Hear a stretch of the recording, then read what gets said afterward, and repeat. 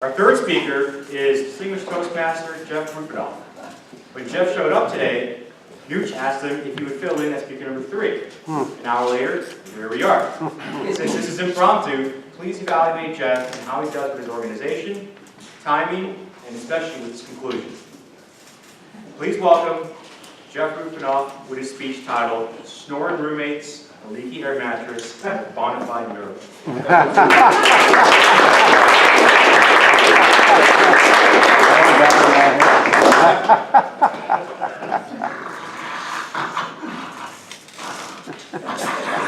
Are you kidding me? This dude, I didn't even know anybody could snore that loud. Is this air mattress leaking? Oh my gosh, it is, my butt's on the floor. It's 1 in the morning? Oh my gosh. Toastmasters and guests, just some of my verbose internal ramblings 1 month ago in a small room in a church annex in Opelika, Alabama. How did I get there, and what does it have to do with us today? Today being Good Friday, which in the Christian tradition says that Christ willingly gave his life for us, we know the good book says, greater love hath no man than he that laid down his life for his friends. So today I want to talk to you about selfless service and what it can do for you and what it's done for me. And to get to where we were a month ago, March 19th, with me on the leaking air mattress listening to Snoring Roommates, we have to back up to 2007, when I first heard about 8 Days of Hope, started by a friend of mine that was in a church I was attending when I lived in Tupelo, Mississippi, after I relocated back here. And I went to help, it was Hurricane Katrina relief from Mississippi's own, for Mississippi's own, because everybody was focused on New Orleans. These folks were focused on the small towns of Bay St. Louis and past Christiana. And I drove the many, many hours. Anybody driven the Panhandle, I-10? It goes forever. If you want to live forever, just get on I-10. I made it there. It was like a little church reunion. But suddenly I found myself doing drywall, doing things that these hands should never do. I sometimes have to call a handyman to the house to change a light bulb. So I said, maybe 8 Days of Hope is not for me. And I didn't think about it again for another 11 years until DTM Blake Smith stood up and gave an impassioned plea, having returned from a work trip at Tyndall Air Force Base, and said, if there's anything you can do, these folks are suffering from Hurricane Michael in the Panhandle. At that point, I knew 2 other people who had had homes destroyed up there, and I said, let me see what 8 Days of Hope are doing.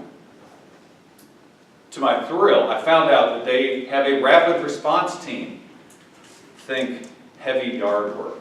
They're just removing debris, things like that. I can do that. I've got a strong back, weak mind. I can make that. So I showed up, did it. It was extraordinary. It was to the point that I said, I want to do this again. And I heard about the tornadoes in Beauregard, Alabama, and said, maybe I can go do this again. And I made that drive. And yes, every night there was at least one snoring roommate. I was thrilled when he left after about the 3rd night, only to find out he was replaced by someone that snored even louder. Literally, as soon as he went horizontal, he started snoring instantly. Oh my gosh, are you kidding me?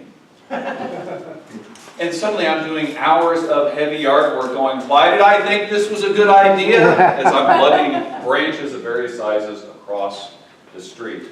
I got to talk to homeowners and hear people tell me things like, if you all hadn't been here, I don't think my wife would have come back. We have nothing else we can do. We could not financially have done this. These were folks in their 70s, a couple, in a room, in a house smaller than this room. Those were gifts. But the greatest gift happened for me on the last day that I was there. The folks that were giving me the ride from Opelika to where we were working said, hey, do you want to see Beauregard? I thought, yeah, I want to see Beauregard. I've read about it. Anybody read about Beauregard in the news? The 23 people that were killed from the tornado? Okay. It was national news. Anyway. 23 people were killed, and very small town. And has anybody ever heard of or seen the movie The War Room? Yeah. Okay, we have some. The idea of a war room, for those of you that are not familiar, it's not like combat in the sense we think of, but the idea is it is a prayer room.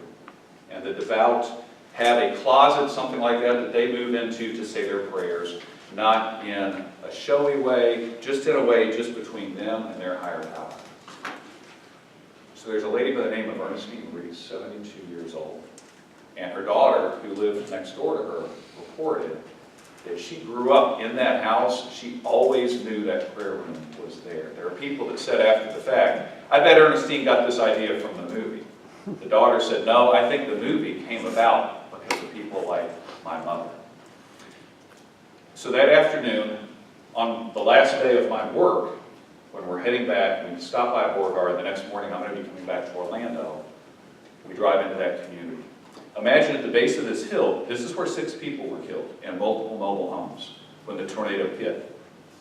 And then the tornado began uphill. It hit a fishing pond, a pond too small to be called a lake, but large enough to be called generously a pond. Sucked all the water out. It's still continuing its march to Ernestine's home. It reaches the top of the hill. Ernestine's daughter, son-in-law, and grandson are there with her. They are hunkered down. I heard the story before I saw it. I have pictures I can show you after this. If you want, just Google prayer room, Beauregard, Alabama. The story went viral on Facebook. It made the news. Most people did not hear about it. With my own eyes, what I saw was a home that was taken all the way down to the slab. Except there was this section about the length of this table. The brick was standing intact. And the section came over like this and like this. Can anybody guess what room it was? It was Ernestine's prayer closet. She had her church clothes in there, her church hats, her church purses. This home was destroyed. I stood there. I took pictures from every angle possible. I still cannot believe what I saw. They said, even though the rest of the house was obliterated, that wall was 100% intact. And oh, by the way, her purses, hats, and church clothes all survived the storm and were still there. That's the bona fide miracle part of the title of my speech. And I realized that's why I laid there through the snoring, the leaky air mattress, the 8 hours of hard labor to experience that miracle and today share it with you.